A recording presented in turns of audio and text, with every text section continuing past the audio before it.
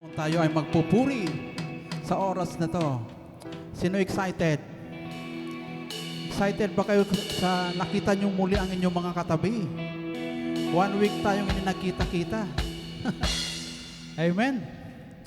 Hallelujah!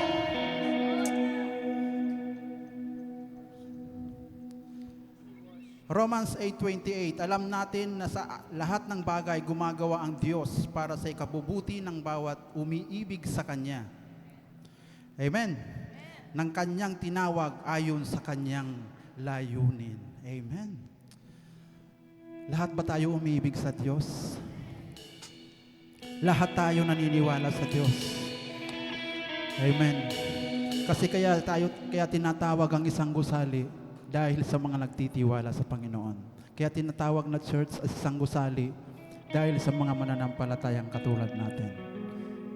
Hallelujah. Thank you, Jesus. We worship you, God. Kaya po sa oras na to, hayaan natin na maramdaman natin ang presensya ng Panginoon. Oh, hallelujah. Give us pure heart, O God. Oh, we worship you, Jesus. Oh, hallelujah.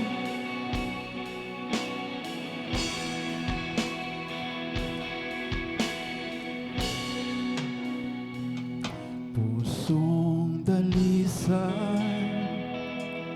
ang aking nais, nalikhain mo, O Diyos, para sa akin. Pusong dalisay ang aking nais,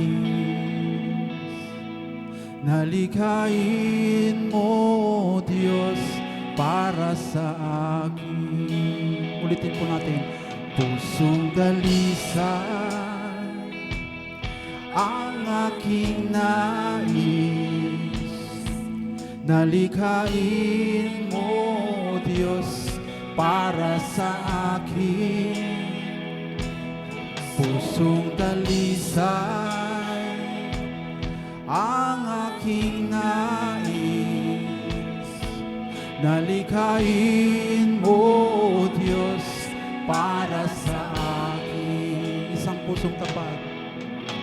Isang pusong tapat na sa'yo'y nagmamahal. Isang pusong sa'yo'y walang alinlangan. Isang pusong itinitibok na ika'y parangalan. Handog ko'y pagpupuri sa'yo lamang, Jesus. Uli po awitin natin, pusong dalisay. Pusong dalisay ang aking nais, nalikhain mo, Diyos, para sa akin. Pusong dalisay ang aking nais, nalikhain mo, Diyos, para sa akin. Isang pusong tapat, isang pusong tapat na sa'yo'y nagmamahal. Isang pusong sa'yo'y walang alinlangan. Isang pusong itinitibok na ika'y parangalan. Handog ko'y pagpupuri sa'yo lamang, Jesus. Isang pusong tapat, isang pusong tapat na sa'yo'y nagmamahal. Isang pusong sa'yo'y walang alinlangan. Isang pusong itinitibok na ika'y para ko'y pagpupuri sa'yo lamang, Jesus. O salamat, Panginoon. Tunay nga, Panginoon, na wala kaming ibang maihahandog, Panginoon, kung hindi ang aming mga papuri, Panginoon. Dahil tunay nga, O Diyos, na walang salita, Panginoon, makakapantay, Panginoon, sa ginawa mo, Panginoon, sa bawat isa sa amin, Panginoon. Kaya, Lord, sa oras na ito, Panginoon, hayaan mo, Panginoon, na maibalik namin ang aming kayang gawin, Panginoon, para mapapurihan ka pa, Panginoon. Lord, salamat, wala kaming ibang itataas kung hindi ikaw lamang, Panginoon. Kaya, Lord, sa oras na ito, Panginoon, nakikita mo ang puso ng bawat isa, Panginoon, na humihiling, Panginoon, na pagkalooban mo kami, Panginoon, ng pusong dalisay, O God, na Lord, maging totoo kami, Panginoon, sa aming pagpupuri, maging totoo kami, Panginoon, sa iyong nakikita, maging sa nakikita ng kapwa namin, Panginoon. Lord, salamat, salamat, Panginoon, dahil alam namin, O Diyos, na kailanman ay hindi mo pinabayaan ang bawat isa, Panginoon. Kailanman ay hindi mo nilimot ang bawat isa, Panginoon. Lord, salamat, salamat, Panginoon, sa oras na ito, Panginoon. Sa iyo lahat ng papuri, Panginoon. Sa iyo lahat ng pagsamba, Panginoon, at pagluwalhati, Panginoon. Dahil tunay nga, pakabuti mo, Panginoon. Tunay nga, O Diyos, na kailanman, Panginoon, ay hindi mo pinabayaan o iniwan, Panginoon. Ikaw noon, ngayon, at bukas, at magpakailan pa man, Panginoon. Kaya Lord, salamat, salamat, Panginoon. Oh, hallelujah. Oh, thank you, Jesus. Sa'yo lamang, Jesus. Isang pusong tapat. Isang pusong tapat na sa'yo'y nagmamahal. Isang pusong sa'yo'y walang alinlangan. Isang pusong itinitibok na ika'y parangalan. Handog ko'y papupuri sa'yo lamang, Jesus. For the last time, oh hallelujah! Isang pusong tapat. Na sa'yo'y nagmamahal.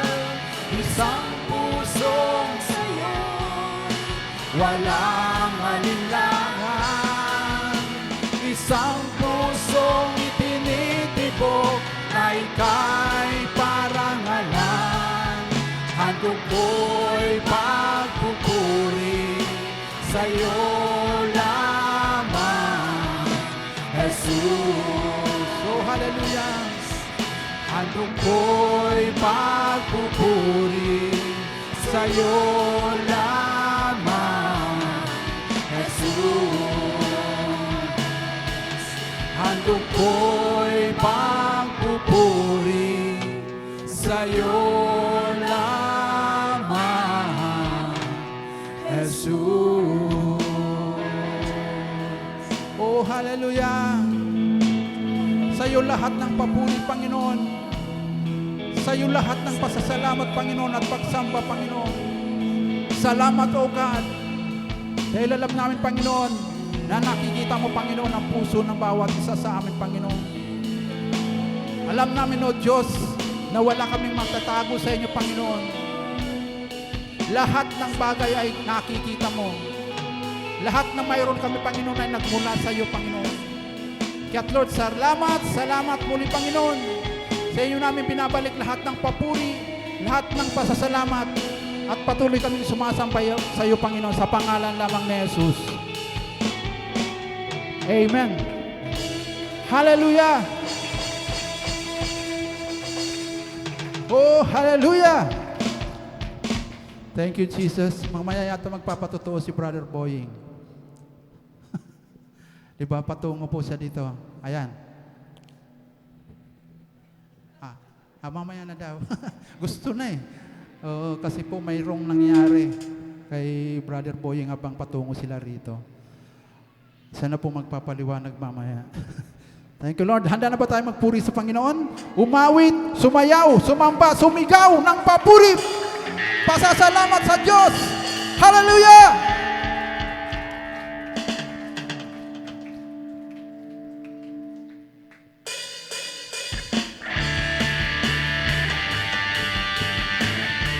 Thank you, Lord.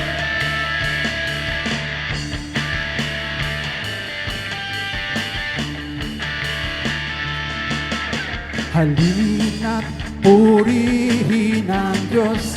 Hey! Pagpapalan niya sa atin lubos-lubos. Makapangyarihan! Makapangyarihan, siya sa atin ay nagmamahal. Halina, siya ay pasalamatan. Halina! Halina't purihin ang Diyos. Pagpapalan niya sa ating lubos-lubos. Makapangyarihan, makapangyarihan, siya sa atin ay nagmamahal. Halina, siya ay pasalamatan. Dakilang Diyos at Panginoon, maghari ka sa lahat ng panahon. Ang ngalan mo ay luwalhatin, ikaw lamang ang sasambahin. Hey! Halina! Halina't purihin ang Diyos. Pagpapalan niya sa ating lubos-lubos. Makapangyarihan sa lahat ng Diyos. Makapangyarihan, siya sa atin ay nagmamahal. Halina, siya ay pasalamatan. Halina, halina't purihin ang Diyos. Pagpapalan niya sa ating lubos-lubos.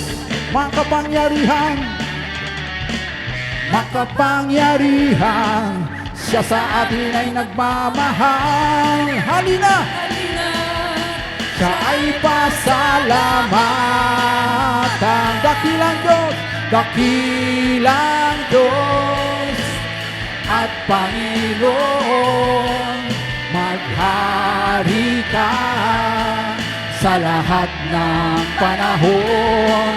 Ang ngalan mo ay luwalhatin, ikaw lamang ang sasambahin. Dakilang Diyos, dakilang Diyos at Panginoon, maghari ka sa lahat ng panahon. Ang ngalan mo ay luwalhatin, ikaw lamang ang sasambahin. Halina, halina't purihin ang Diyos. Hallelujah! Pagpapalan niya sa ating lubos-lubos. Makapangyarihan, makapangyarihan, siya sa atin ay nagmamahal. Halina, siya ay pasalamatan. Halina't purihin ang Diyos. Amen. Pagpapalan niya sa ating lubos-lubos. Makapangyarihan, makapangyarihan, siya sa atin ay nagmamahal. Halina, siya ay pasalamatan. Dakilang Diyos at Panginoon, maghari ka sa lahat ng panahon. Ang ngalan mo ay luwalhatin, ikaw lamang ang sasambahin. Dakilang Diyos, dakilang Diyos at Panginoon, maghari ka sa lahat ng panahon. Ang ngalan mo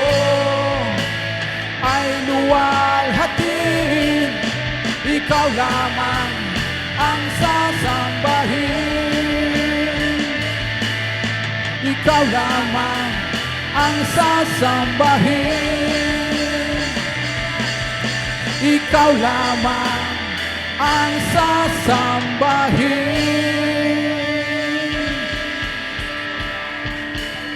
Kahit kailan di ka nagkulang, biyaya mo sa ating lahat. Ang pag-ibig mo, Diyos, ang pag-ibig mo sa akin walang hanggan. Inibig mo ako noon pa man. Awitin po natin mo kahit kailan di ka nagkulang, biyaya mo sa akin laging lahat. Ang pag-ibig mo sa akin walang hanggan. Inibig mo ako noon pa man. Awitin po natin. Ikaw lang ang pag-asa ko, tanging ikaw ang buhay ko. Yes, God. Kahit ako'y nangangamba, ikaw ay kasama, panatag na.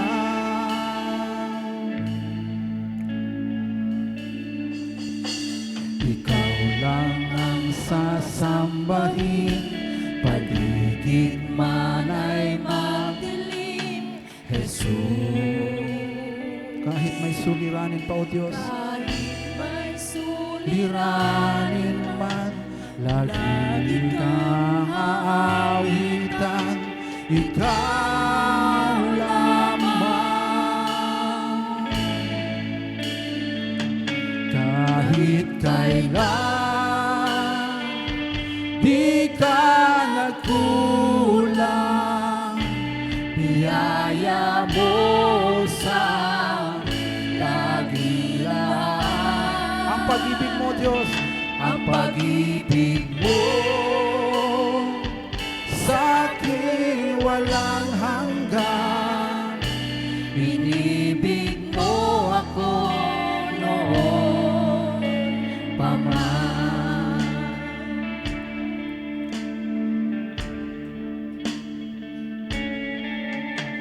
Ikaw lang ang sasambahin, paligid man ay magdilim, Jesus.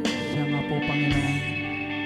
Kahit may suliranin man, lagi kang aawitan, ikaw lamang. Kahit kailan di ka nagkulang, biyaya mo sa akin laging lahat. Ang pag-ibig mo, ang pag-ibig mo sa akin walang hanggan. Inibig mo ako noon pa man. Kahit kailan, kahit kailan di ka nagkulang, biyaya mo sa akin laging lahat. Ang pag-ibig mo sa akin walang hanggan. Inibig mo ako noon pa man. O Panginoon, Panginoon, dakila at tapat sa dalangin ko. Ako'y inibig mo kahit ako ay ganito.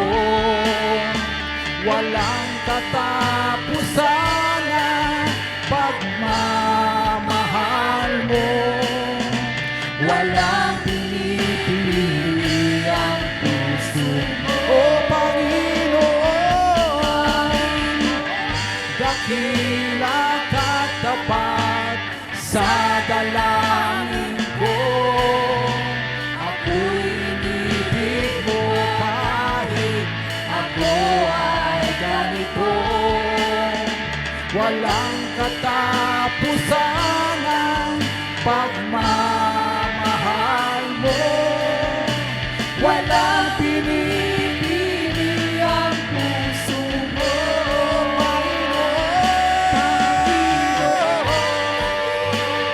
Katapat sa dalangin ko. Ako'y inibig mo kahit ako ay ganito. Walang katapusan ang pagmamahal mo. Walang pinipili ang puso mo. Ulitin po natin, Panginoon. Panginoon, nakatapat sa dalangin ko. Ako'y inibig mo kahit ako ay ganito. Walang katapusan ang pagmamahal mo. Walang pinipili ang puso mo. O kahit kailan, kahit kailan, di ka nagkulang. Biyaya mo sa akin, Laging laan Jesus, ang pag-ibig mo.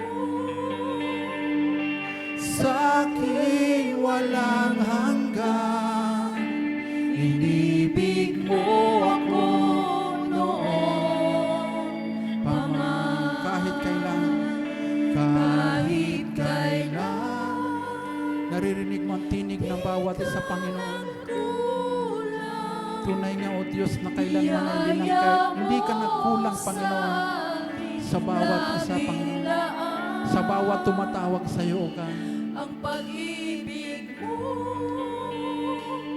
Sa akin walang hanggan. Inibig mo ako noon pa man. Awitin po natin nagmumula sa ating puso. Di ka nagkulang. Biyaya mo sa akin laging laan. Ang pag-ibig mo sa akin Walang hanggan. inibig mo ako noon pa man. Panginoon, Panginoon, dakila ka't tapat sa dalangin ko. Ako'y inibig mo kahit ako ay ganito. Walang katapusan ang pagmamahal mo. Walang pinipili ang puso mo. Panginoon, Panginoon, dakila ka't tapat sa dalangin ko. Ako'y inibig mo kahit Ako ay ganito. walang katapusan ang pagmamahal mo. Walang pinipili ang puso mo. kahit kailan, kahit kailan,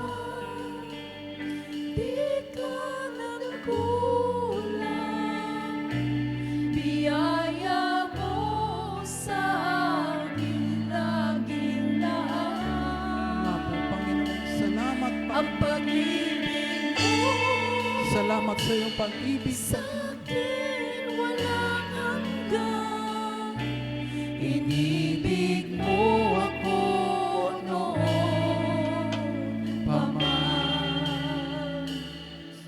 Inibig mo ako noon pa man. Inibig mo ako noon pa man.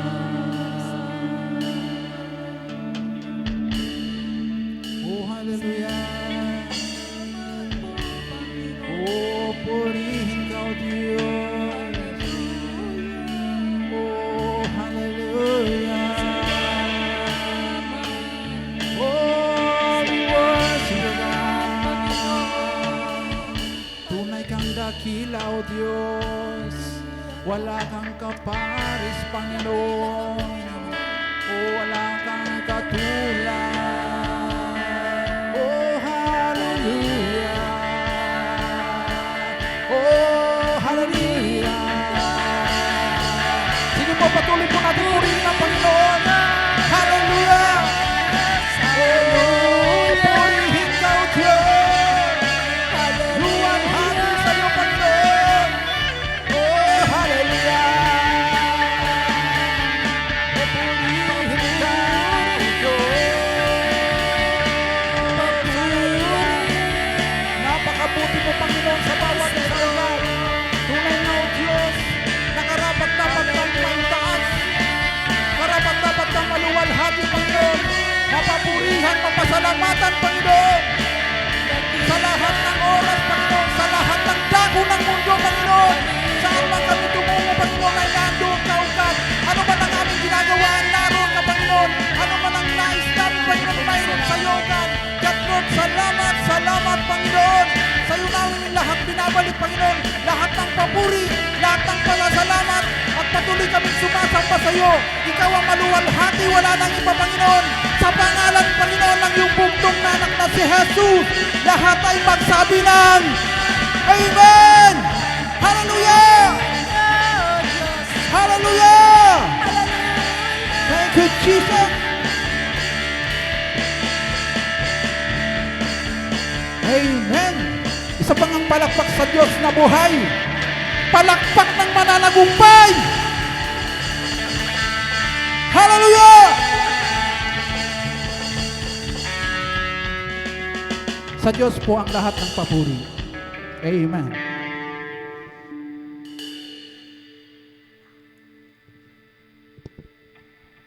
Manatili po tayong nakatayo at buksan ng ating Biblia sa Hebreo chapter 11 verse 1 to 3 at 6. Verse 1. Tayo'y may pananalig kung nagtitiwala tayong mangyayari ang mga inaasahan natin at naniniwala sa mga bagay na hindi natin nakikita. Verse 2. At kinalugdan ng Diyos ang mga tao noong una dahil sa kanilang pananalig sa Kanya. Verse 3. Dahil sa pananalig ng Diyos, naunawaan natin ang sanlibutan ay nilalang sa pamamagitan ng salita niya at mga bagay na nakikita ay mula sa mga hindi nakikita. Verse 6. At hindi kinalulugdan ng Diyos ang hindi nananalig sa Kanya, sapagkat ang sino mang lumalapit sa Diyos ay dapat maniwalang may Diyos, at Siya ay nagbibigay ng gantimpala sa mga humahanap sa Kanya. Salamat sa Diyos sa pagbabasa ng Kanyang salita. Maaari na po tayong umupo lahat.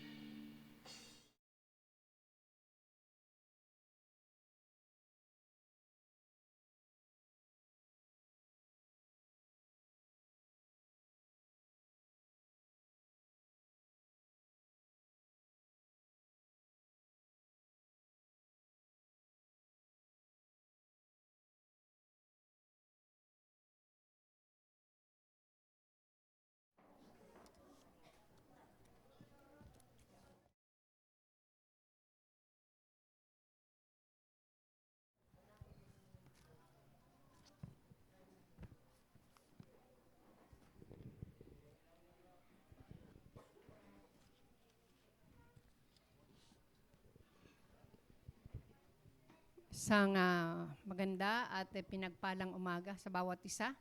Purihin po ang Diyos. Salamat po sa ating worship team. Thank you, Lord. May testimony ka ba, boy? Halika. Sige po, palakpakan natin ang Panginoon sa buhay ni Brother Boying. Magandang gabi po mga kapatid. May magandang umaga pala, sorry po. Medyo nag-iiba na yun kasi may nangyari kanina eh. Kasi pagsimba namin, mabuti na lang pumunta yung anak ko nung Lunes sa bahay. Nagulat nga ako, balak nilang magsimba. Kasi nagyaya yung apo ko na magsimba ngayong linggo. Tama-tama naman, kanina sinamahan ko sila dun sa daungan ng jeep para papunta rito. Siguro traffic na dun, ang ginawa ko, nauna na ako papunta rito eh. Pinabayaan ko sila eh. Di ko na mamalayan, pagdating ko rito sa Muson ba yun? Sa Muson yata o bandang ano. Nagulat ako, bigla na lang akong bumulagta. Kanina, di ko na mamalayan, meron na pala akong nabanggang motor, magkasunod kami. Nagulat ako, umikot na lang ako ng umikot doon. Mabuti na lang, ang damage lang yung harapan ng motor na basag. Tapos yung tuhod ko, tsaka yung siko ko. Nagpapasalamat ko sa Panginoon. Salamat pa rin Lord dahil maski ganun nangyari, ginabayan niya pa rin ako. Wala pa rin yung grabeng nangyari sa buhay ko. Dahil tapat pa rin ang Panginoon sa akin, alam ko na, Lord, thank you. Walang nangyari sa salamat po.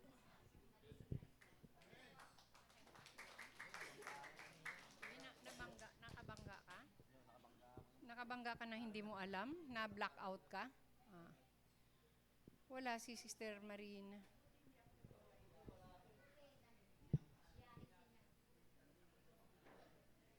Praise the Lord. Salamat po sa Panginoon, sa kanyang pagliligtas. Talaga pong hindi natin sigurado ang kahit maayos tayo ngayon, mamaya hindi na natin alam kung paano po ang paglipas ng mga oras sa ating buhay. Kaya salamat sa Diyos. Kahapon nandito yan sila, sila Brother Boying. Kasama natin sa early morning prayer. At yan, marami silang ginawa. Gumawa sila nung yung hagdan na yan. Ginawa nila. Tinapos nila yung bulletin board. At na-blackout ka? Baka nagpa-ano ka ba? Nagpa-ano ka ba? Nagpa-blood pressure ka na? Hindi ka naman gutom.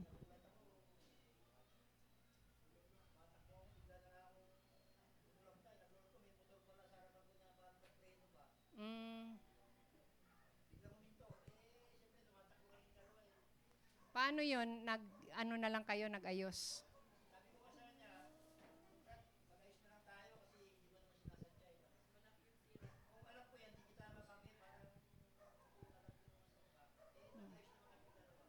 Amen. Hindi rin siya, wala rin na ano sa kanya. Hindi naman siya na... Praise the Lord. Doon pa rin yung pag-iingat ng Panginoon. Salamat sa Diyos. Thank you, Lord. Palakpakan natin ang Panginoon.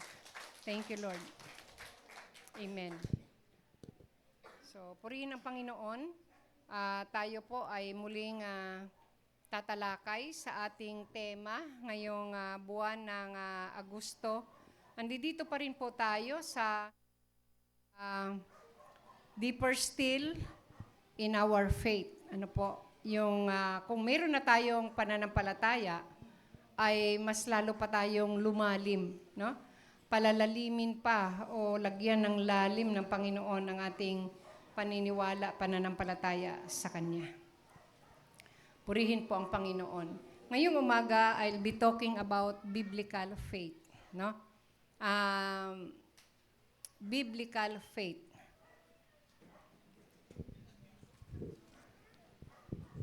Kanina po ay binasa sa atin ni Kashika. Thank you sa iyong pagbabasa. ang patungkol po sa pananampalataya. Hindi ko yata nadala yung aking notebook.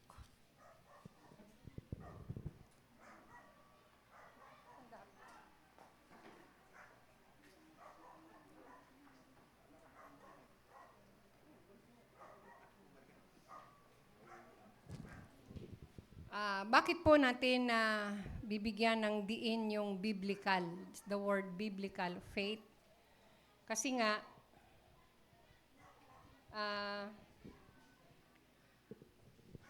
pananampalataya. Alam natin na tayo ay nagising sa isang pananampalataya. Tama, no? Lahat tayo. Walang taong walang pananampalataya. Pero ang tanong, kanino sila nananampalataya? Pananampalataya na kung minsan pinaglalaban natin. May marami pa sa ating mga mahal sa buhay na kapag sila po ay ating binabahaginan nitong ating pananampalataya, sinasabi nila na dito na ako nagising, dito na ako mamamatay. No po? Ito na yung aking nakagisnan, dito na ako mamamatay, hindi ako magbabago ng pananampalataya. Pananampalataya na para bang hinango lang o inangkat lang natin, no? Inangkat lang natin sa ating mga magulang, nakagisnan na natin at kung ano yung kanilang paniniwala. Naniniwala po ako na napakaraming ating mga kababayan. Yung kanilang pananampalataya, yung mga pamahiin, yung kanilang mga anong tawag doon? Anong tawag doon? Doon sa ginagawa nila? Anong tawag nila doon? Yung kanilang panata. Yan, thank you. Yung kanilang panata ay inangkat lang nila yon sa kanilang mga ninuno, sa kanilang mga magulang, o kanino pa mang tao na kung minsan hindi naman nila kamag-anak o maaring kaibigan na ito yung naipamulat sa kanila. At kailangan nila itong gawin kasi iyon ang kanilang paniniwala o pananampalataya. Doon po sa ating binasa kanina, no? Ang sabi doon, ang pananampalataya ay pagtitiwala na mangyayari ang ating mga inaasahan at katiyakan tungkol sa mga bagay na hindi nakikita. Kinalugdan ng Diyos ang mga tao noong una dahil sa kanilang pananampalataya sa Kanya. Kung babasahin po natin ang buong Hebrew chapter 11, ito po yung tawag doon, heroes, yung mga heroes of faith, mga bayani ng pananampalataya, simula ng likhain ang mundo na nagkaroon na ng tao.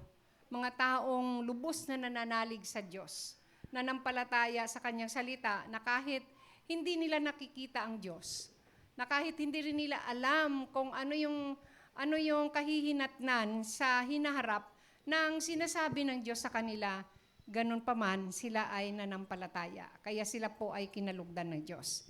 Dahil sa pananampalataya, nauunawaan natin na ang sanlibutan ay nilalang sa pamamagitan ng salita ng Diyos.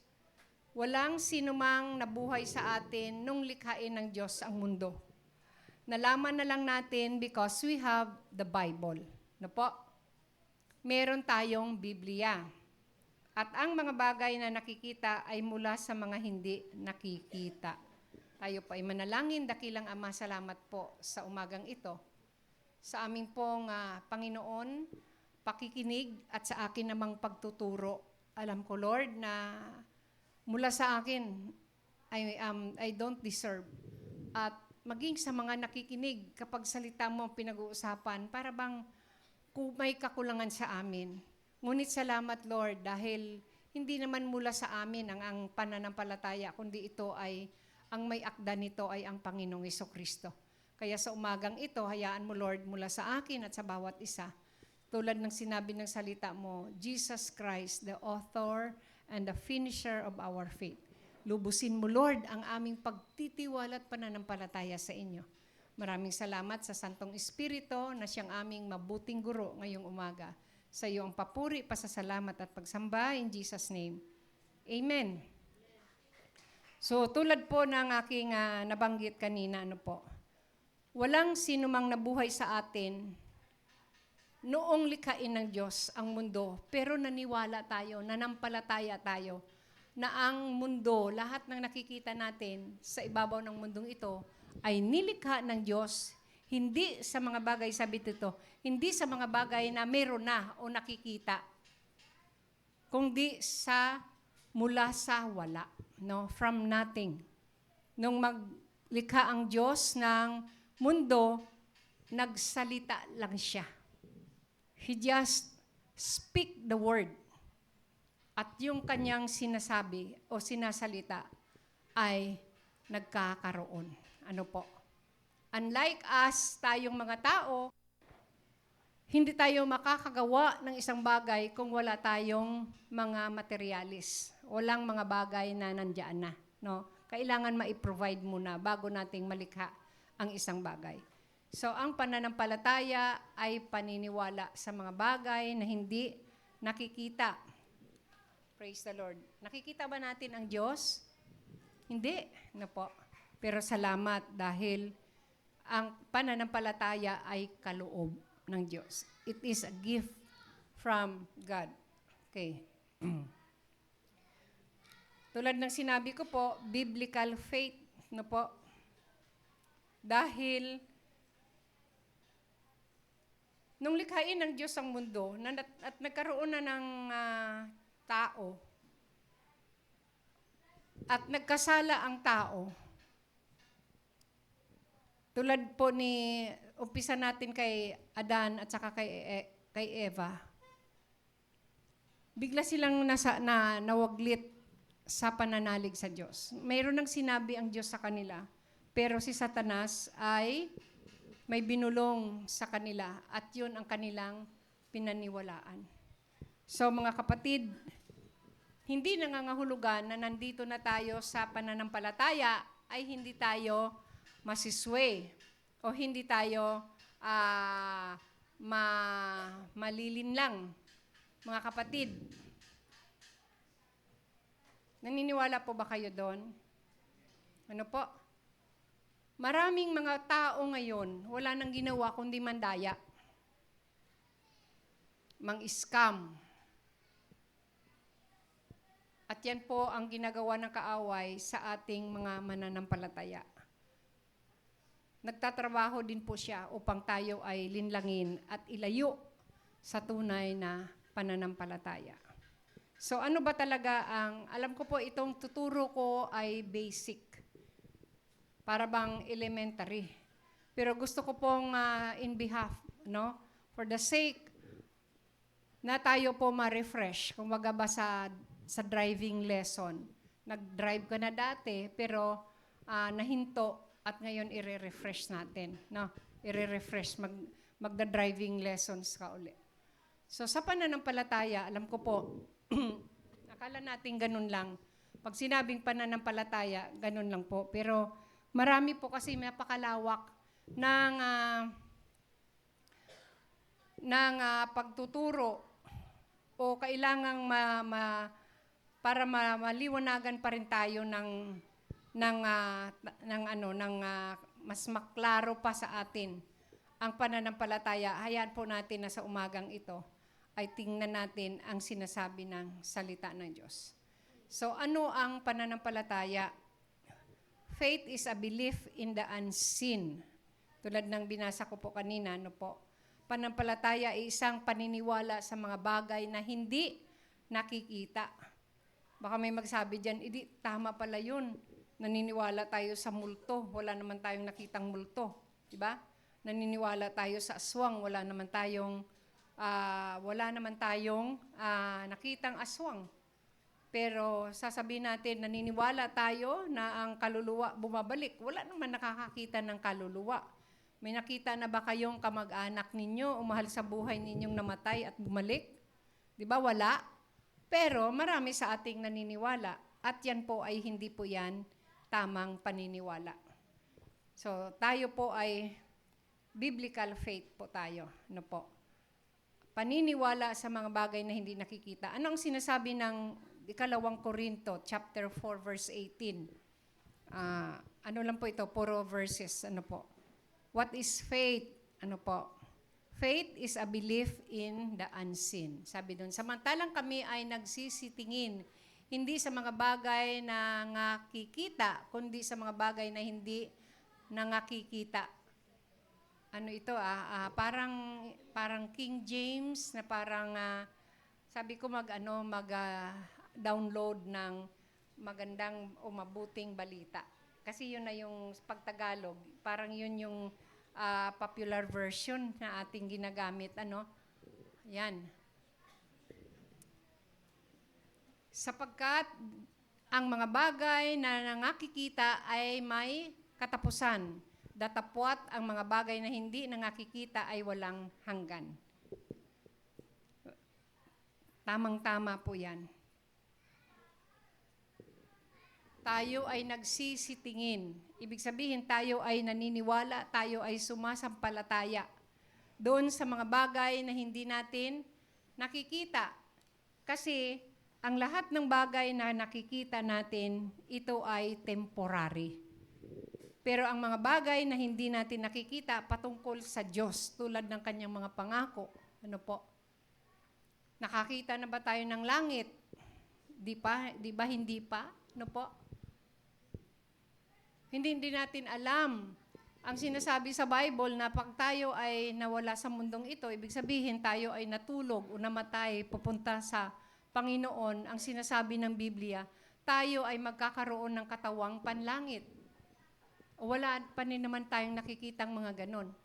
Pero nanampalataya tayo sa mga bagay na hindi nakikita na sinasabi ng salita ng Diyos. At yung mga bagay na yan ay mananatili. Pero itong mga bagay, lahat, everything na nakikita natin, ito ay temporary. Without eternal value. Pansamantala lang. Ano po? Kahit tayo nakikita nyo ako, nakikita ko kayo, tayong lahat, we are just temporary. Pansamantala lang tayo dito sa mundo. Hindi lang kasi pinapakita ng Panginoon dito sa atin kung ako ba mauunang mawawala o sino kaya ang nauuna sa atin sa pila. Di po ba? Nauna na si pastor. Sa katotohanan lang po. Nakikita natin ang isa't isa. Andito tayo sa building na ito. Bukas, makalawa, hindi natin alam kung saan tayo dadalhin ng Panginoon. So yun po ang pananampalataya. Faith is a belief in the unseen. Tingnan natin ang 2 Corinthians chapter 5 verse 7. 2 Corinthians chapter 5 verse 7. Sapagkat nagsisilakad kami sa pamamagitan ng pananampalataya, hindi sa pamamagitan ng paningin. We walk by faith and not by sight. Kailangan po natin yun, mga kapatid. Lumakad tayo, walk by faith. Araw-araw ng buhay natin. Lumakad tayo, mamuhay tayo ayon sa pananampalataya. Di ba, araw-araw, sabi natin, give us this day our daily bread. Kapahayagang nagtitiwala tayo na ngayong araw na ito, ipoprovide ng Panginoon ang ating makakain at sa susunod pang mga araw at sa darating pang mga panahon, kaya niyang i-provide ang ating pangangailangan. We walk by faith and not by sight. Di ba minsan, yung hindi biblical na pananampalataya, umulan lang o kaya madilim, sabihin natin, wag na lang tayo magsimba. Sige, parang uulan eh. parang pinangungunahan na natin, no? Naaayon ba yun sa pananampalataya?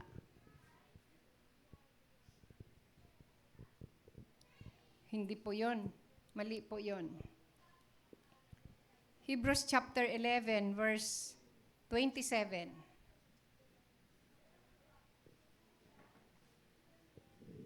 Sa pananampalataya ay iniwan niya ang Ehipto na hindi natakot sa puot ng hari sapagkat nagtitiyagang tulad sa nakakita niyaong di nakikita.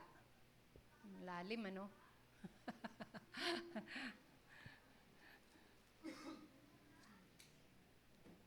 Sandy, anon mo yan asap yung ating yung ating pag-download ng translation ng Mabuting Balita. Yung medyo mababaw na Tagalog. Tingnan ko dito. Ang pananampalataya din sa Diyos ang nag-udyok kay Moises na lisanin ang Ehipto. So ang tinutukoy dyan ay si Moises o Moses. Kahit magalit ang hari, matatag ang kanyang kalooban sapagkat para niyang nakita ang Diyos. Ganun pala yun. Ano po? Dahil lang sa kanyang pananalig o pananampalataya, si Moses po ay naturuan ng kanyang ina na hindi po sila mga Egyptians, kundi sila ay mga Hebreo. At ang mga Hebreo ay meron silang mga ninuno na si Abraham, si Isaac, at si sino na una, Chair? Si Isaac at saka si Jacob. At naniniwala, katuruan ng kanyang magulang na itong kanilang mga ninuno ay may sinasabang Diyos na totoo. At kahit na si Moses lumaki sa Egypt at iba po yung kanyang nakagisnan na pananampalataya, naniwala po siya sa kanyang tunay na mga magulang. At yun ay kanyang isinapuso. Kaya wala po siyang takot na lisanin ang Egypt kahit na nangangahulugan ng kanyang buhay. Dahil lang sabi dito, para niya nang nakita ang Diyos. Na sabi dito, sapagkat para niyang nakita ang Diyos. Matatag ang kanyang kalooban sapagkat para niyang nakita ang Diyos. Kumilos po ang Espiritu ng Diyos sa buhay ni Moses. Pangalawa, letter B. Yung una, what is faith? Faith is a belief in the unseen. Pangalawa po, faith is a substantial and real thing. Pag sinabi po natin na substantial, na po, ibig sabihin nito ay matibay, matatag,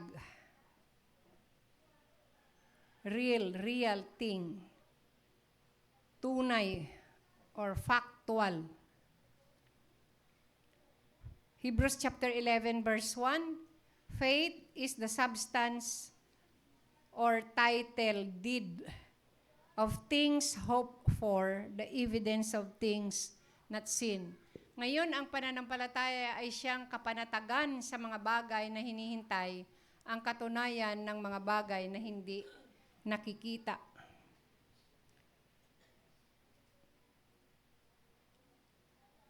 Ang pananampalataya po ay isang, sabi dito, titulo. Title deed. Titulo po siya. Ibig sabihin po yung, halimbawa, titulo ng lupa. Nagpapatunay na ikaw ang may-ari ng lupa. Po. So, sa pananampalataya, ang pananampalataya ang nagpapatunay na tayo ay sa Diyos. Pagtotoo po ang ating pananampalataya sa Diyos, ang pananampalataya na yan, yun ang, kumbaga, nagsisilbing titulo, title, na tayo ay pagmamay-ari ng Diyos.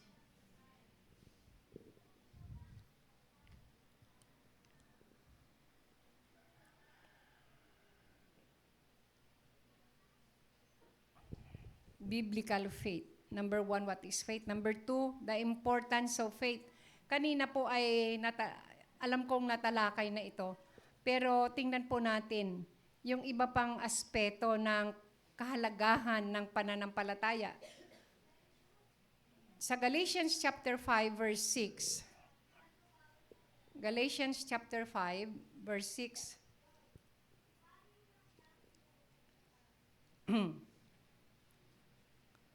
Sapagkat kay Kristo Jesus, kahit ang pagtutuli ay walang kabuluhan, kahit man ang di pagtutuli, kundi ang pananampalataya na gumagawa sa pamamagitan ng pag-ibig. Yung circumcision kasi, ito ay isang tradisyon ng mga Hudyo na kailangan po para mahalaga po ito sa kanilang tradisyon. Pero ang Panginoong Jesucristo kasi, sabi niya, dahil diyan sa mga tradisyon nyo, kayo ay napapahamak. Mas pinapahalagahan pa yung mga tradisyon kaysa yung pananalig sa Diyos. Halimbawa, sa tradisyon nila, ay hindi pwedeng magpagaling kapag araw ng pamamahinga. Pero ginawa ng Panginoong Jesucristo yun at nagalit sila sa Panginoon. Kasi nga, yun ang kanilang nakagisnan na nakaugalian at naniniwala sila doon na para bang may masamang ikaw ay isang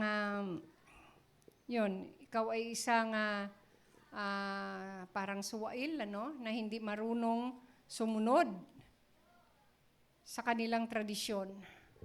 At ito, ang sabi ni Pablo, hindi po sabi dito, walang kabuluhan, walang kwenta. Kung tuli ka nga, tapos yung pananampalataya mo sa Diyos ay taliwas naman, dahil ang pananampalataya ay nag-aakay sa isang tao sa pamumuhay na matuwid. Ano ang saysay kung ang sa tradisyon dapat ikaw ay natuli, tapos iba naman ang iyong pagkatao, iba naman yung karakter mo, parang wala yang kabuluhan. Ang sabi dito, kundi ang pananampalataya na gumagawa sa pamamagitan ng pag-ibig. Mas mahalaga yun. Mas kinalulugdan yun ng Diyos. Bakit mahalaga ang pananampalataya? Dahil sabi sa Biblia, we are saved by faith. Tayo ay naligtas dahil sa pananampalataya. John 3:16. Kahit hindi na po natin yan John 3:16, gayon na lamang ang pag-ibig ng Diyos sa sanlibutan. Pagsinta. Sa sanglibutan, na ibinigay niya ang kanyang bugtong na anak upang ang sinumang sa kanya'y sumampalataya ay huwag mapahamak, kundi magkaroon ng buhay na walang hanggan. So pananampalataya, mahalaga. Dahil ito po ay paraan para tayo maligtas. Sumampalataya tayo sa anak ng Diyos. Whoever believes in Jesus will not perish but have eternal life. John 3:36. Ang sumasampalataya sa anak ay may buhay na walang hanggan. Ngunit ang hindi tumatalima sa anak ay hindi makakakita ng buhay, kundi ang puot ng Diyos ay sa kanya. Kaya nakakatakot lang po doon sa mga taong hindi naniniwala sa Panginoong Hesus. Paano sila makakarating sa Ama kung hindi sila tatalima sa salita ng Diyos? ang sumasampalataya sa anak ay may buhay na walang hanggan. Malinaw po yun. Ano po? We are saved by faith. Luke chapter 7, 47 to 50. Iba-ibang puro lang po ako verses. Kaya nga sinasabi ko sa inyo, ipinatatawad na ang kanyang maraming kasalanan sapagkat siya ay umibig ng malaki. Datapwat sa pinatatawad ng kaunti ay kakaunti ang pag-ibig. Verse. At sinasabi niya sa babae, ipinatatawad ang iyong mga kasalanan. At ang mga kasalon niyang nangakaupo sa dulang ng pagkain ay nagpasimulang mangagsabi sa kanilang sarili, sino ito na nagpapatawad pati ng mga kasalanan? Verse 50. At sinabi niya sa babae, iniligtas ka ng iyong pananampalataya. Yumaon kang payapa. Purihin po ang Panginoon. Ang Panginoon po ay, he was questioned. Dahil ang alam ng mga tao, ang Diyos lang ang pwedeng magpatawad. At sabi nila, dahil ang Panginoong Hesus po, nagdeklara ng forgiveness doon sa babaeng yon, he was questioned. Pero ang sabi ng Panginoon, iniligtas ka ng iyong pananampalataya. Purihin po ang Panginoon.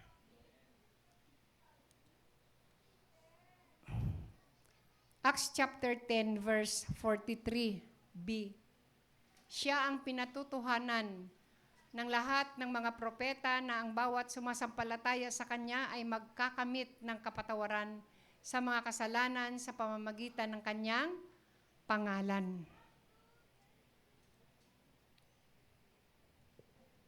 Magkakamit ang bawat sumasampalataya sa kanya ay magkakamit ng kapatawaran. Purihin ang Panginoon.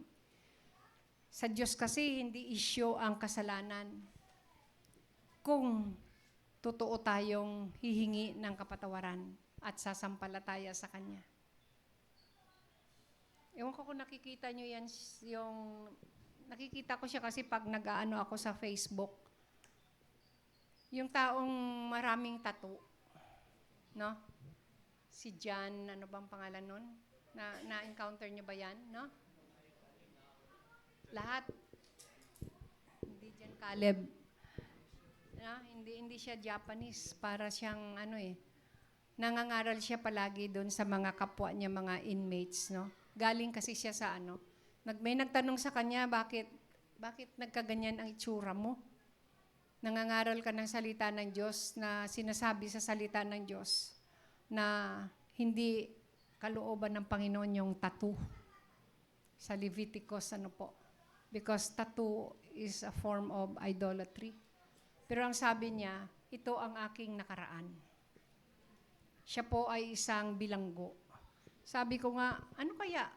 Kasi minsan parang kino-close up, pero hindi ko mawari kung ano yung itsura kasi hanggang dito yung ang tattoo niya. Dito lang ang wala. Hindi ko lang alam yung binti niya. Pero sabi ko, ano kaya pinturahan na lang ng itim? Kunyari, isa siyang negro. Kasi pare ang pangit nung kung ano man yung dragon ba yun, ahas, o ano man yung demonyong nakapinta sa kanyang katawan. Pero yun ay panglabas. Nagawa yun dahil nung panahon na siya ay nakakulong. Pero sabi ko nga, hindi issue, no? Ang kaligtasan o ang kapatawaran, ang kasalanan sa Diyos kapag ikaw ay tunay na humingi ng kapatawaran at paglilinis ng iyong mga kasalanan. Ngayon, yung mga tattoo niya na yun ay nagagamit niya para ipangaral ang Diyos kung paano siya binago ng Panginoong Diyos. Sabi niya, tinanong niya yung nagtanong sa kanya, bakit kayo pumunta dito? Pumunta ba kayo dito para sa tao o para sa Diyos? Yun yung sinabi niya. So, ibig sabihin, kung may mangaral man sa atin dito na puno ng tattoo, hindi natin alam yung background, bakit siya kaya nagkaganon. No po? Pero sa kanyang pananalita, ay damang-dama, madadama ng tao yung kanyang sincerity. Makikita yung pagbabago ng kanyang buhay, mga kapatid. So, ang Panginoon, ang pananampalataya sa Diyos ang nakakapagligtas sa tao. Pag nagsisi ang tao sa kanyang kasalanan at sumampalataya sa Panginoong Hesus, siya ay maliligtas. Sa Acts chapter 16 verse 31, Acts chapter 16 verse 31, at kanilang sinabi, manampalataya ka sa Panginoong Hesus at maliligtas ka, ikaw at ang iyong sambahayan. Ito pong pananampalataya dito, ito po ay isang consistent faith. Hindi lang ito yung patukoy ito sa yung jailer, no? Yung nagbabantay doon sa selda nila Pablo, tama. At ni Silas. Nung sila po ay nagpuri, nanalangin, sumamba sa Panginoon, nakalagan sila sa kanilang tanikala. Nabuksan ang mga pintuan ng bilangguan at natakot yung jailer. Magpapakamatay na sana siya kasi alam niya na kung hindi lang si Pablo kasi nagkaroon ng malakas na lindol, ano po.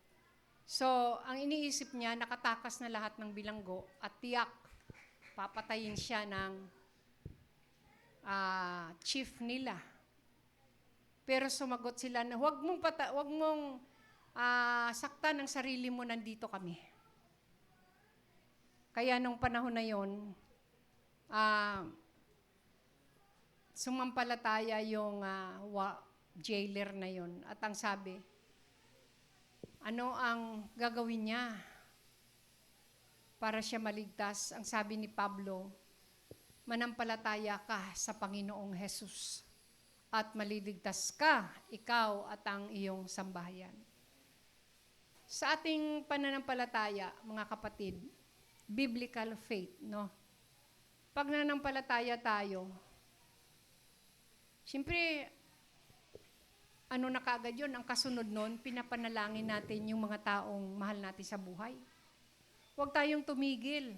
Ibig sabihin, may action yung ating pananampalataya. Pinapanalangin natin kasi naniniwala tayo na may magagawa ang Diyos at kikilos siya doon sa buhay ng ating mga mahal sa buhay. Maaring hindi pa natin sila nakikita ngayon, maaring hindi natin nakikita ang mga pagbabago. O parang sasabihin ng iba, naku, tinigilan ko na. Kasi pilosopo. Kasi masyadong sarado di kandado. Sino po ang doon? Talo. Di ba tayo? Na po. Kasi yung pananampalataya natin ay nahaluan ng unbelief. Walang lubos na pagtitiwala sa Diyos na mayroong magagawa doon sa mga mahal sa buhay na gustong maligtas. Romans 5 verse 1. Ang sabi po diyan sa Romans 5 verse 1, yaman nga na mga inaaring ganap sa pananampalataya, mayroon tayong kapayapaan sa Diyos sa pamamagitan ng ating Panginoong Hesukristo. So, sa pamamagitan ng ating pananampalataya, tayo ay inaring ganap. Tulad kanina doon sa sinabi ko, titulo. Ano po? Yung pananampalataya natin, inari tayong ganap. Inari. Possession. tayo po ay pagmamay-ari na ng Diyos. At nagkaroon na tayo ng ugnayan, relationship sa Diyos na dati po we are enemies of God because of sin. But because we believe in the Lord Jesus Christ, nagkaroon na po ng reconciliation, ng kapayapaan ang bawat isa sa Diyos. Galatians 3:26.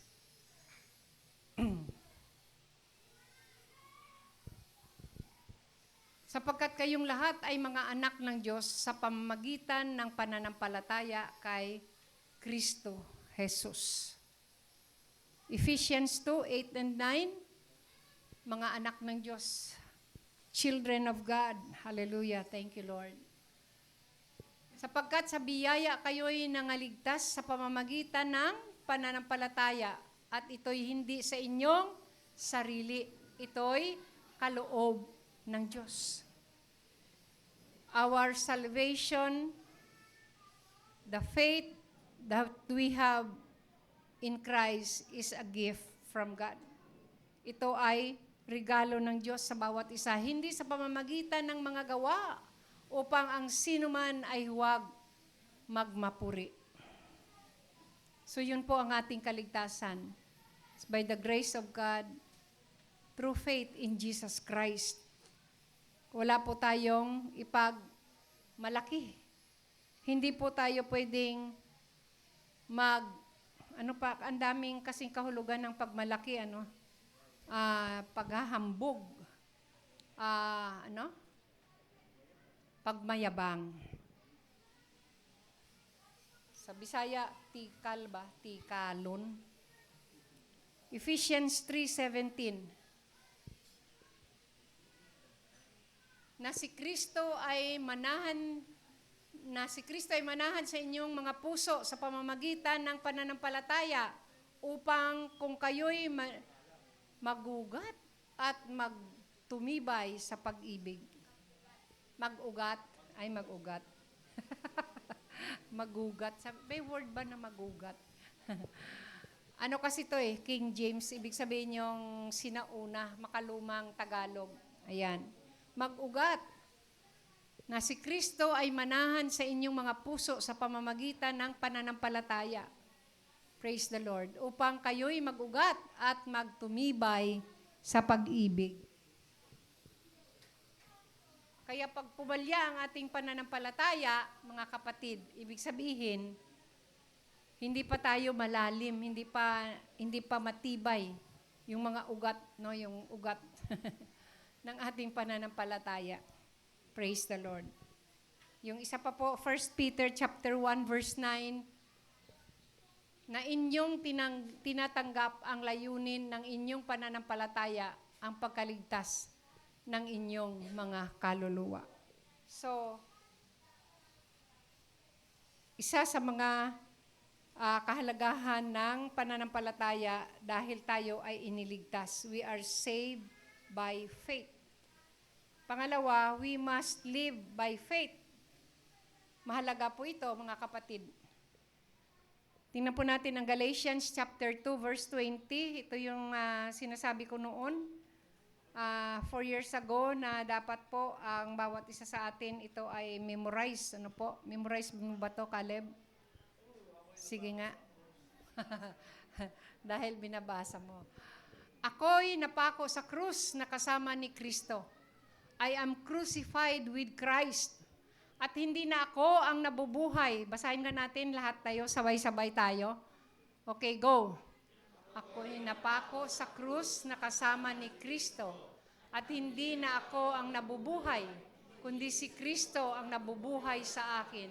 At ang buhay na kinabubuhay ko ngayon, sa laman ay kinabubuhay ko sa pananampalataya.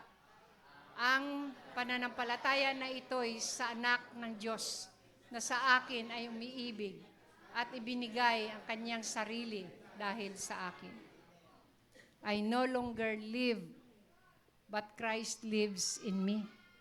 And the life I now live in the flesh, I live by faith in the Son of God, who loved me and gave Himself for me. Napakaganda, mga kapatid. We need to live by faith. Hindi na tayo, napako na tayo. Napako na tayo. Ibig sabihin, pagkatapos napako ang Panginoong Kristo, anong nangyari sa Kanya? Namatay. Namatay na rin tayo sa ating mga sarili. We die to ourselves daily. Ano po? We no longer live in the flesh. Ito ang ating laman na naghahatak sa atin sa kasalanan. Pinapalayo tayo sa Panginoon. Pero kinikilala natin, hindi na tayo, kundi si Kristo na ang nabubuhay sa ating mga sarili. And that is faith.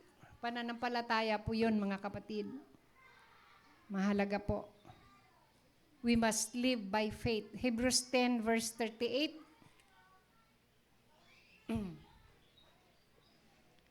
Ngunit ang aking lingkod na matuwid ay nabubuhay sa pananampalataya at kung siya ay umurong ay hindi kalulugdan ng aking kaluluwa. Hebrews chapter 10 verse 38a. Ngunit ang aking lingkod na matuwid ay nabubuhay sa pananampalataya. The righteous shall live by faith. Tayong lahat ay nagiging matuwid dahil sa Panginoong Hesus sa ating pananampalataya. Kaya dapat din po ang ating pamumuhay. We live, the righteous shall live by faith. At kung sabi diyan, at kung siya ay umurong, no? Kung siya ay umurong, 10:38.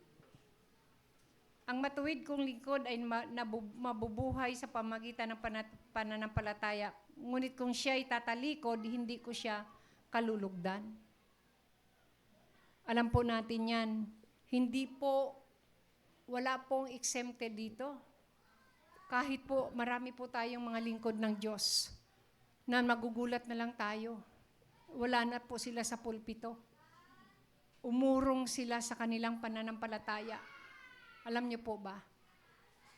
That is why we don't serve or we don't preach. We don't serve the Lord by convenience. No? Ito sa totoo lang po. Sabi nung isang pastor sa amin, ewan ko ba sa inyo kung bakit kayong mga nagpastor? Huwag na kayo magpastor. Walang pera sa pagkapastor, sa pagpapastor. Ang hirap-hirap kayo magpastor, sabi niyang ganun. Yun lang yung parang ano lang ba, yung kwentohang pastor. Mga kapatid, for convenience, ang ibig sabihin po nito, kung gusto mong kumita, ewan ko lang sa ibang church kasi talagang malalaki ang mga may pera talaga.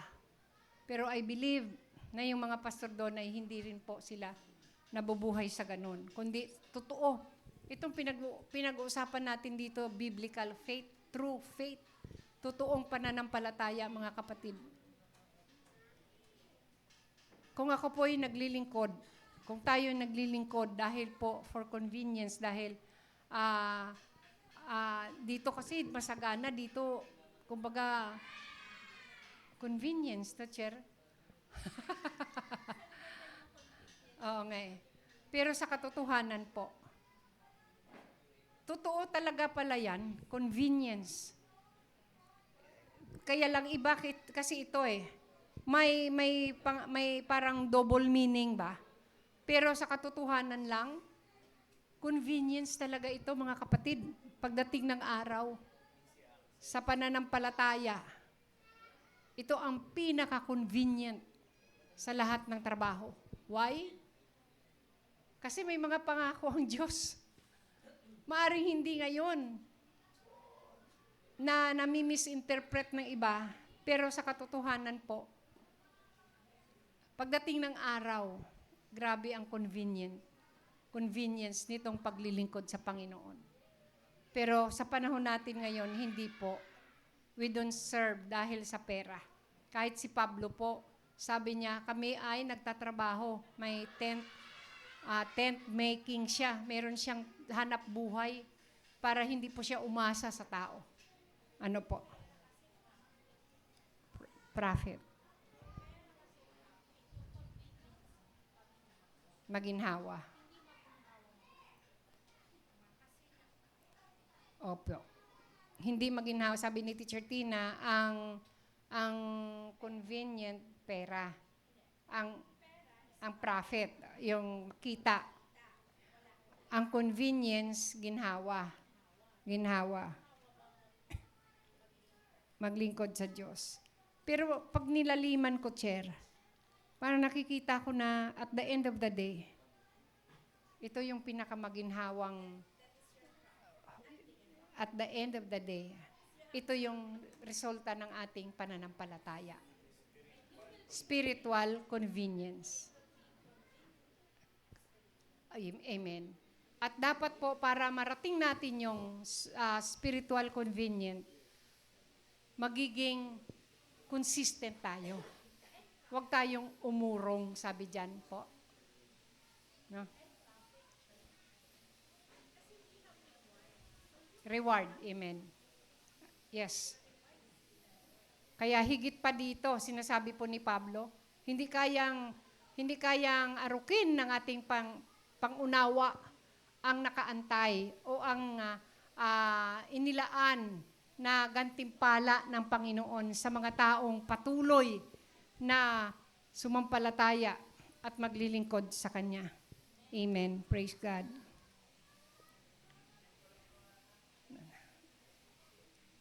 Ang sabi pa po sa 1 John 5, verse 4b, ang sabi dyan, alas 10 na ako. Ang sabi dyan, 1 John, wala ba yan dyan? 1 John, sapagkat ang sino mang ipinanganak ng Diyos ay dumadaig sa sanglibutan. At ito ang pagtatagumpay na dumadaig sa sanglibutan, sa makatuwid ay ang ating pananampalataya. Victorious faith, mga kapatid. Na napaglalabanan at napagtatagumpayan natin ang mundo o ang mga bagay na inaalok ng mundong ito na mapapariwara naman tayo dahil sa ating pananampalataya. So, dapat palaging nangingibabaw yung pananampalataya natin sa Diyos. So, dito pa rin tayo sa the importance of faith. Because we are saved by faith, we must live by faith. We cannot please God without faith. Sabi sa Hebrews 11, verse 6, yung binasa kanina, for without faith, it is impossible to please God. So, hindi po yun, hindi po talaga yun sa gawa, hindi sa mga talento, hindi po sa ganun, kundi sa pananampalataya na ating mabigyan ng kaluguran ng Diyos. It is impossible. Imposible. Pag sinabi ng Bible, totoo po yun. At paniwalaan natin. Hindi po haka-haka, natural reasoning. Ito sana yung faith versus natural reasoning. Hindi po sariling pangangatwiran o sariling pagmamatuwid. Hindi po tayo kalulugdan. Without faith, we cannot please God. Faith to whom? Kaninong pananampalataya? Pananampalataya sa Diyos at sa Panginoong Jesus. Romans 14 verse 23.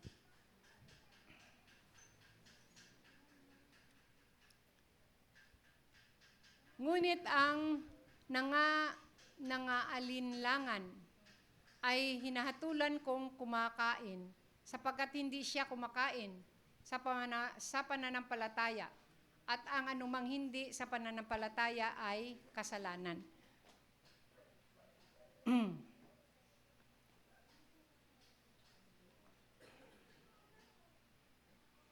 whatsoever is not of faith is sin. Anumang bagay na hindi ayon sa pananampalataya ay kasalanan. Halimbawa, dumating na tayo dun sa sa punto ng yung sa pagkain ba? At ang paniniwala mo, nakukonvict ka na kapag kumain ka niyan, hindi yan ayon sa pananampalataya. At kapag ginawa pa rin, ikaw ay nagkakasala. Kasi kumbaga, yun na yung paniniwala mo eh. No? Ano ba yung mga bagay na hindi ayon sa pananampalataya? Pero ginagawa pa rin natin. Anything that is not of faith is sin. Ano mang bagay na hindi naaayon sa pananampalataya ay kasalanan. Siguro marami, no? Araw-araw we encounter this problem. Kasi ito'y sinasabi ng Biblia na tama at alam natin na ito rin yung tama dahil naniniwala tayo sa salita ng Diyos. Pero ginagawa natin at tayo ay nagkakasala. Halimbawa, naniniwala tayo na ang linggo ay araw para sa Diyos. Tapos, mas inuna natin at gumawa tayo ng ibang bagay kaysa pumunta tayo sa simbahan at sumamba kasama ang ating mga kapatiran. So gumawa tayo ng hindi naayon sa ating pananampalataya. And we committed sin against God. Alam nyo na yun, mga kapatid. Anumang bagay na hindi naaayon sa pananampalataya ay kasalanan. Parang naman, hindi ko na siya masyadong ma-expound. Pero alam kong nauunawaan ninyo.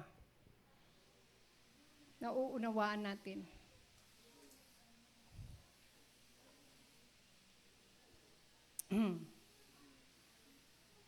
Bakit mahalaga ang pananampalataya? Dahil faith gives us the strength to keep going. Psalm 27 verse 13, ang pananampalataya nagbibigay sa atin ng lakas para magpatuloy. Ano sabi diyan? Ako sana'y nang lupaypay kundi ko pinaniwalaang makita ang kabutihan ng Panginoon sa lupain ng may buhay.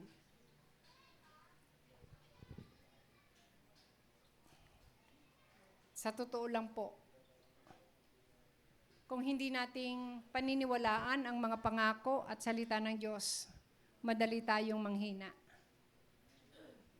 Mas pipiliin natin maniwala sa mga bagay na temporary.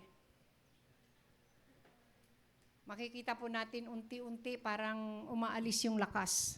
Spiritual strength po natin. At natatalo tayo. Nadadaig tayo na gumawa ng hindi ayon sa ating pananampalataya. Ano po, mga kapatid? Ako sana'y nang lupaypay kung di ko pinaniwala ang makita ang kabutihan ng Panginoon. Do you still believe that God is good? Amen, ano po? Kahit na parang hindi sumasang-ayon minsan ang mga nangyayari sa ating kapaligiran, but still, we believe that God is good. Romans 11 verse 23a.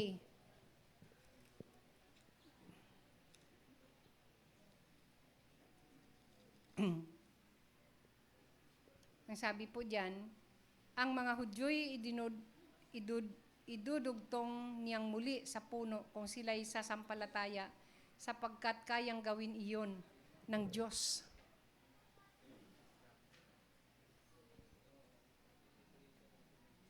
Alam po natin na nung dumating dito ang Panginoong Hesukristo, ang mismong bayan niya, ang mga Hudyo, ay hindi naniniwala sa Kanya, na siya ang tagapagligtas. Pero ang sinasabi niya dito,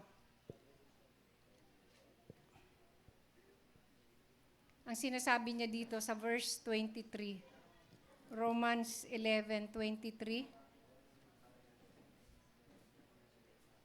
ang mga Hudyo, idudugtong niyang muli sa puno kung sila ay sasampalataya sapagkat kayang gawin iyon ng Diyos.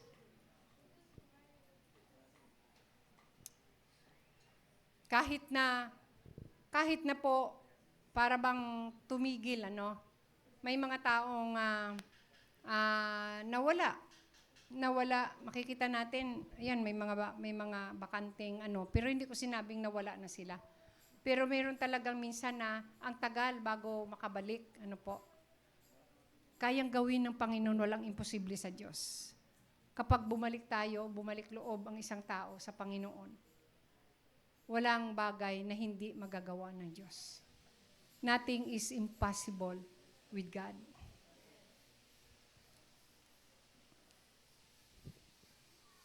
Second Corinthians chapter 4 verse 16 to 18.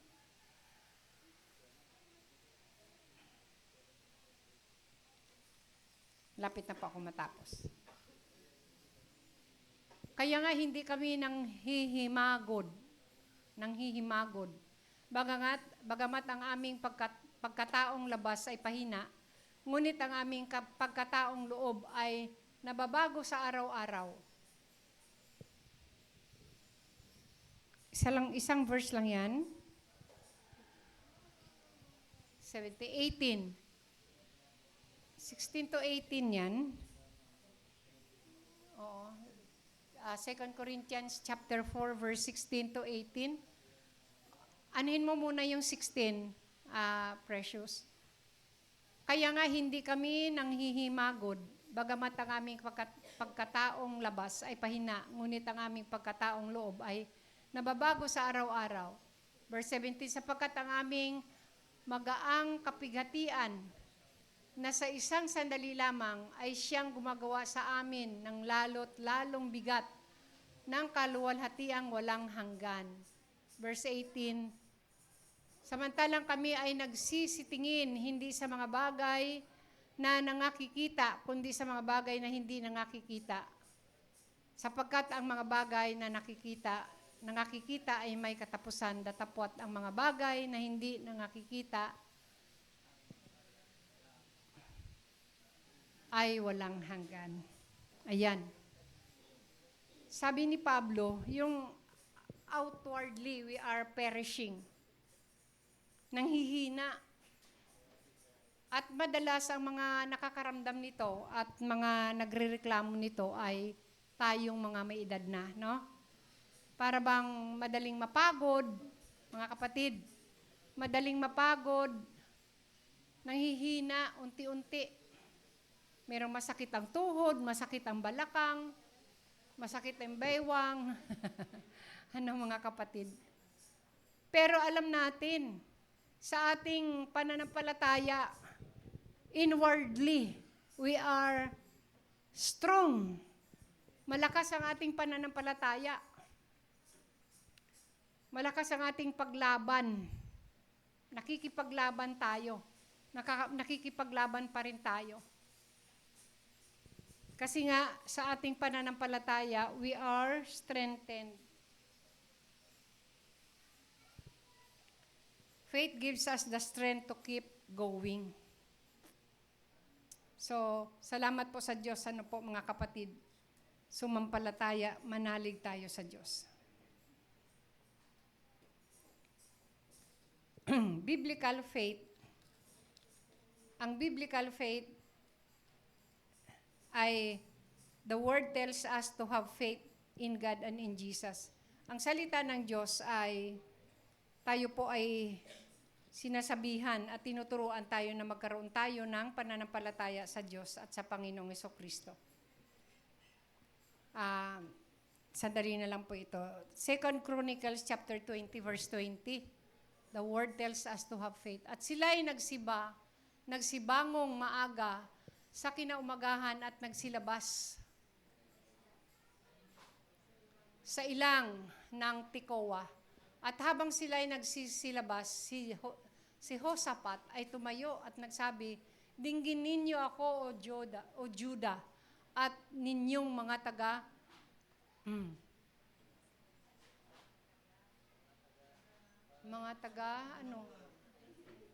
taga-Tayuman, na mga taga-Jerusalem. Sumampalataya kayo sa Panginoon ninyong Diyos. Sa gayoy, matatatag kayo. Sumampalataya kayo sa kanyang mga propeta, sa gayoy, giginhawa kayo. Purihin po ang Panginoon. Ang Biblia po, ang salita ng Diyos, tayo po ay sinasabihan na magkaroon ng pananampalataya sa Diyos. Believe in the Lord, your God. Mark 11:22, sinasabi din po dyan, have faith in God. Have faith in God. At pagsagot ni Jesus ay sinabi sa kanila, magkaroon kayo ng pananampalataya sa Diyos. Ang tinutukoy po dito ay ang Diyos Ama. Ang sabi po sa John 6:28 and 29, believe on Him, believe in Jesus, whom God has sent.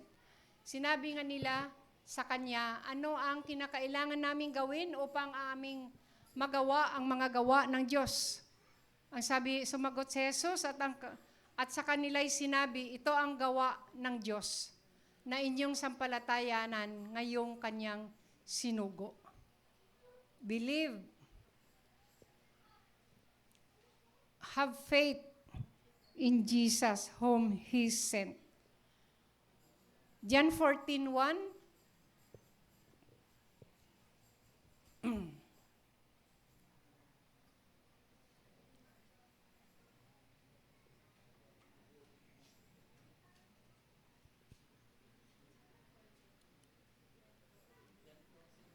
John 14:1, huwag magulumihanan ang inyong puso, magsisampalataya kayo sa Diyos, magsisampalataya naman kayo sa akin.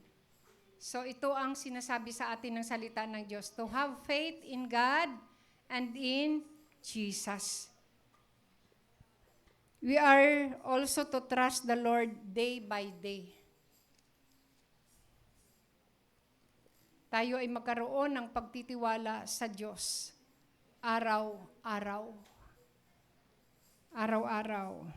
Sabi po sa Psalm 37 verse 5, ano sinasabi dyan? Psalm 37 verse 5, commit your way unto the Lord, trust also in Him. Ihabilin mo ang iyong lakad sa Panginoon, tumiwala ka rin naman sa Kanya at Kanyang papangyarihin. Amen. Day by day po yan, araw-araw po. Proverbs 3 verse 5 and 6, mga kapatid, dapat memorize na natin yan. Proverbs 3, 5 and 6, lahat po tayo, basahin po natin. Tumiwala ka sa Panginoon ng buong puso mo at huwag kang manalig sa iyong sariling kaunawaan. Kilalanin mo siya sa lahat ng iyong mga lakad at Kanyang ituturo ang inyong landas. Ang iyong mga landas. At sa panghuli po, have faith in the Word. Have faith in the Word or in God's promises to us. Magkaroon tayo ng pananampalataya sa salita ng Diyos at sa Kanyang mga pangako sa bawat isa sa atin. Anong sabi po niya sa Mark 1 verse 15?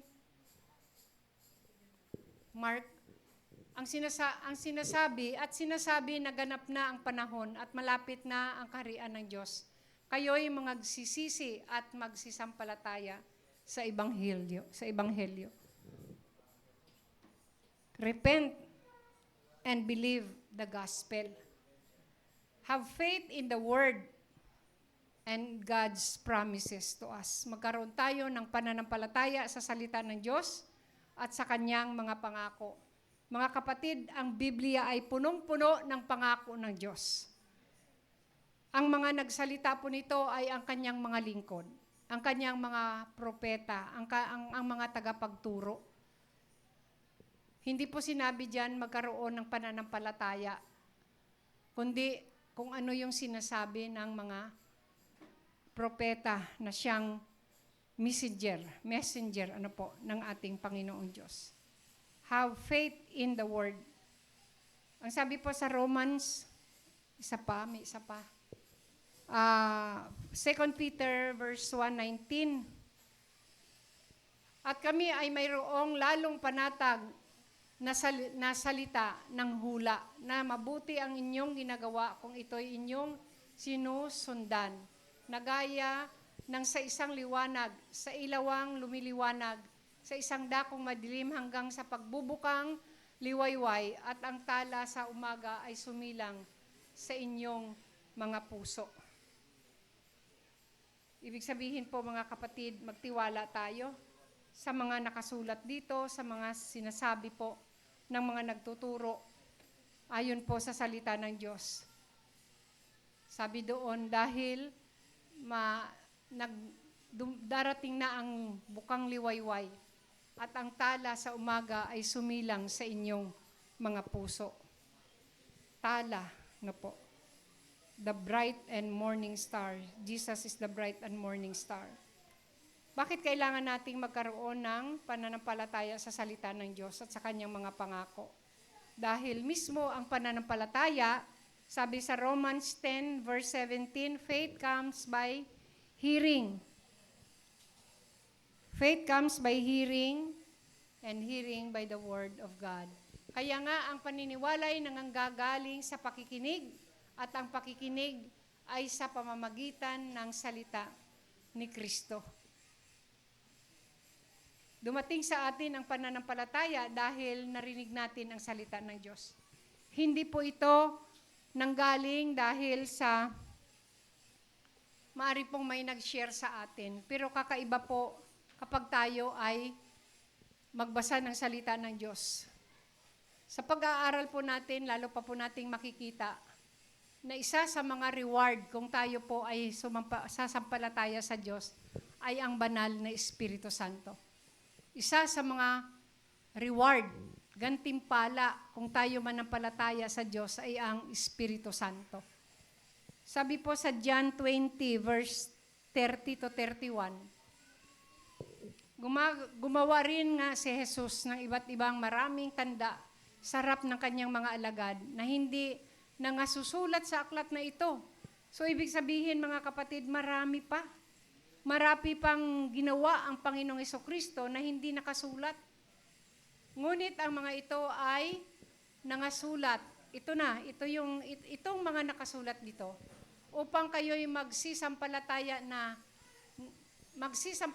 na si Jesus ay ang Kristo, ang anak ng Diyos, at sa inyong pagsampalataya ay magkaroon kayo ng buhay sa kanyang pangalan. Anong ibig sabihin ng Jesus?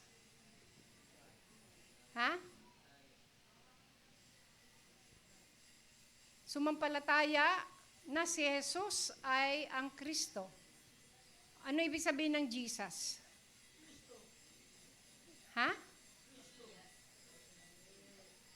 Savior. Tagapagligtas. Sabi dyan sa Matthew or Luke, sabi doon. Ano ibig sabihin ng Kristo? Ang ipinangakong Misaya, ang ipinangakong tagapagligtas. Magsisampalataya na si Jesus o ang tagapagligtas ay siyang ipinangakong Misaya, tagapagligtas, ang anak ng Diyos. At sa inyong pagsampalataya ay magkaroon kayo ng buhay sa kanyang pangalan. Mga kapatid, napakahalaga po ng pananampalataya, biblical faith. Hindi po pananampalataya na inangkat lang o hinango lang dahil sa ito ay ating nakagisnan. Goodbye na doon sa mga pangangatwiran natin na dito ako namulat, dito ako mamamatay. Ito yung aking nakagisnan. Ito na yung aking yayakapin. Yun po ay religious faith. Religious faith. Ano po? Yung religious, relihiyosong pananampalataya. We need to have biblical faith, mga kapatid. Tamang pananampalataya, at sinasabi sa Bible, Jesus Christ, the author and finisher of our faith. Ang Panginoong Hesus ang may akda at lulubos ng ating pananampalataya. Palakpakan po natin ang Panginoon. Glory to God. Thank you, Lord. Praise the Lord. Dakilang Ama, alam ko, Lord, na maaring Panginoon, may kulang ba o may mga katanungan ang aking mga kapatid sa aming napag-aralan ngayong umaga. Ang lahat ay hinahabilin ko sa pagkilos ng inyong Santong Espiritu. Kayo po ang may akda ng pananampalataya at kayo rin ang lulubos nito. Kaya maraming salamat po, dakilang Ama. Maraming salamat dahil itinuwid mo ang pananampalataya ng bawat isa.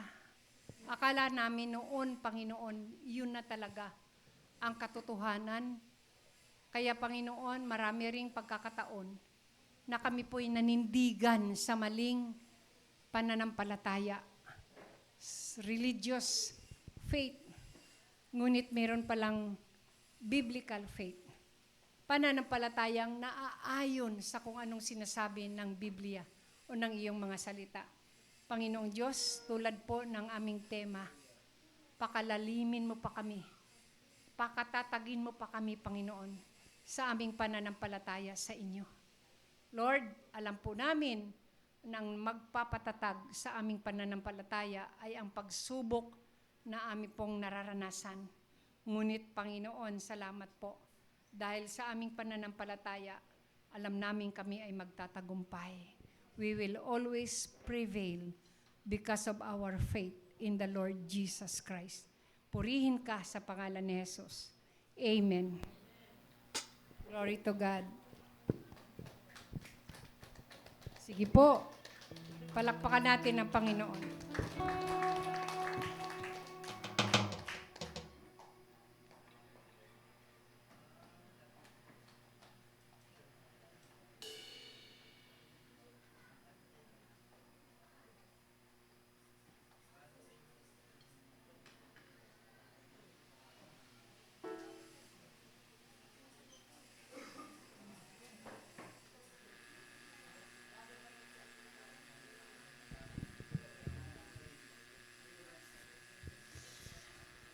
Salamat, Pastora, sa napakagandang paalala. Dadako po tayo, mga kapatid, sa ating paghahandog o pagbibigay. Maraming salamat sa mga naririto. Manalangin po tayo. Panginoon, maraming salamat po sa umagang ito, sa patuloy mong pagbibigkis sa amin, sa bawat isang naririto sa The Shepherd of Faith Family. Salamat, Lord, sa mga kapatid na patuloy na nagtitiwala sa iyo at sumasamba at nagpupuri, Panginoon. Salamat, Lord, dahil alam po namin na kayo ang aming Panginoon, na kayo ang naglikha sa amin. Kaya taos puso po kaming nagpapasalamat sa mga bagay na ito, Panginoon, dahil kung wala po kayo, wala kami rito. Salamat po, Panginoon, dahil alam po namin sa araw-araw ng aming buhay, kayo po ang aming napapapurihan.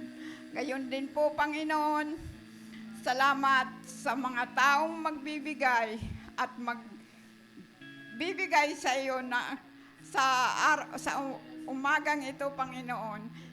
Gayon din po, Panginoon, ang mga wala pa pong kakayahan magbigay sa iyong ika po, Panginoon. Patuloy mo po silang bigyan ng pagkakabuhayan o trabaho upang sila ay makapagbigay din po, Panginoon. Salamat, Lord, dahil alam po namin na kayo ang nagsusustain sa amin sa araw-araw ng aming pangangailangan, Panginoon.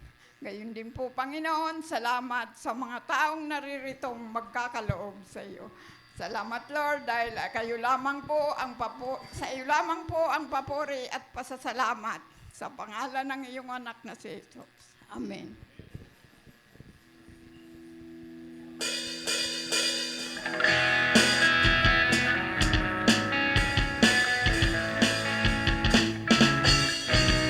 Sinabi